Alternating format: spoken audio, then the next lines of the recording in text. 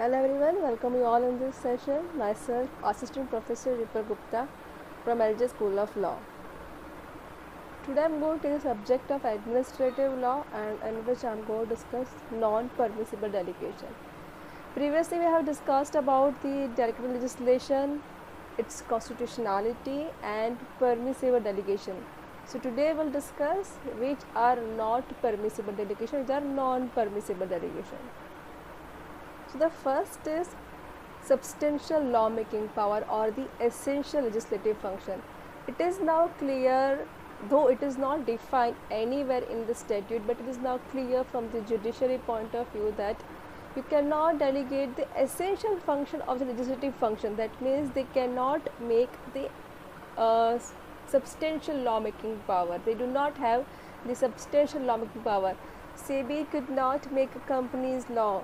Okay, so they can, yes, for the enforcement of company law they make different rules and regulation, but they cannot make company's law. They cannot change in the company's law itself. So legislative authority cannot delegate the substantial lawmaking power, that to make the law is their work. So any authority does not have power to make substantial law. Yes, they can make changes in the law as per some permissible limits, but they can never make a law.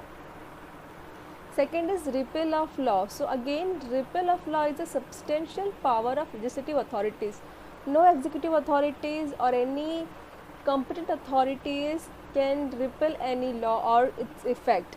So this is an essential function of legislative authority. So the same cannot be delegated. It is a non-permissible delegation.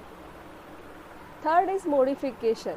Yes, modification can be allowed as per delegation power. They can allow certain modification in the present law, but again they cannot have the power to change or modify the substantial law. So here again they may allow to have some modification in the statutes, but with permissible limits. They have this power in some limitation. So again a modification on certain area is impermissible delegation. They have to see that on which limitation, under which powers, under which arena they are delegating or they are modifying this law. So if it is beyond that power, it is again declared as impermissible delegation. So now next is exemption. Sometimes the legislative authority gives certain power in the hands of government to exempt certain areas or the certain establishment or the persons, but they cannot just make a provision that yes, you can go and exempt any person or establishment. No, for this they have to identify certain norms and provisions under which that norms and provisions they can only exempt any person or the establishments. So here you can see that in delegation of powers, these powers will not come directly in the hands of the executives or the government authorities or the competent authorities, but these powers come with some limitation, with their spheres in which they have to play or they have to function their work. If they have power to modify, it has some limitation. If they have power to exempt any person, any establishment, it has some norms and provisions which they have to obey. So again, exemption, if that crosses the line, if that is alters their powers, it declared to be impermissible delegation and void. So here these powers have some limitation. Next is retrospective effect. Again, legislature has plenary powers in their hands. They can make the laws, they can amend the laws, they can repeal the laws, and again they can give effect to the laws. So if they are making the laws, they have the power to give it a retrospective effect or the prospective effect. So again it is the essential function of the legislative authorities whether to give a retrospective effect or the prospective effect to any particular act. So again this power cannot be delegated to the other executive authorities or the government. This is an essential function of the legislative authorities. So this power again cannot be delegated to the any competent authorities who are there to function or the enforce the laws. So this is impermissible delegation, that they cannot declare whether the act has a retrospective effect or the prospective effect. It is a purely legislative work.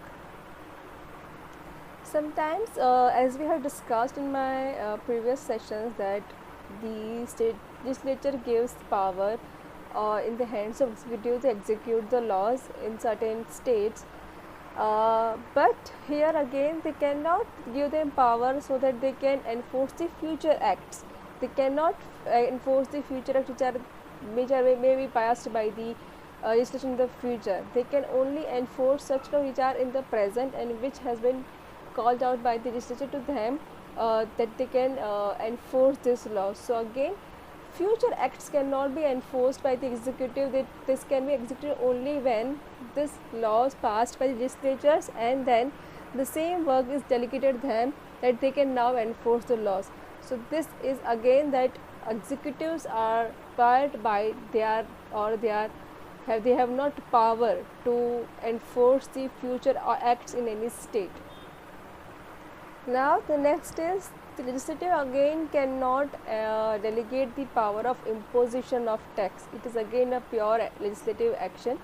So here again the court outstate this power, that no executive authorities or no competent authorities who can make the laws can impose the taxation, because this again a pure legislative work.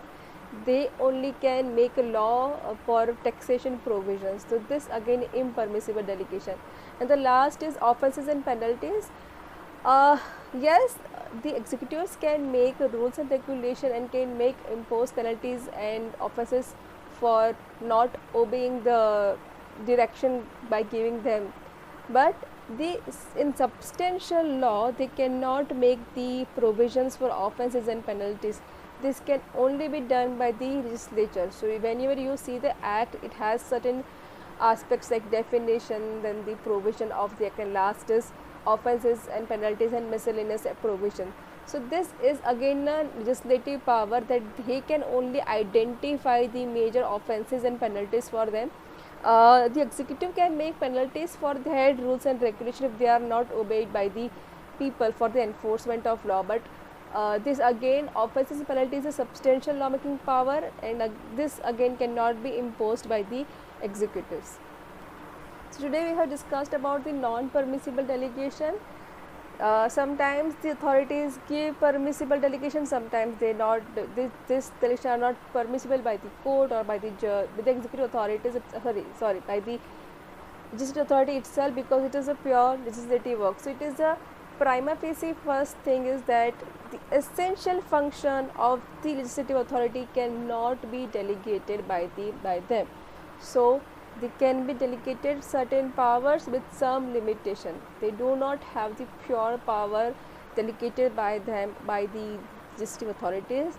So in nutshell, we can say that only certain powers with some limitation can be delegated, and essential elements cannot and can never be delegated by the legislative authority to any executive authority or the government.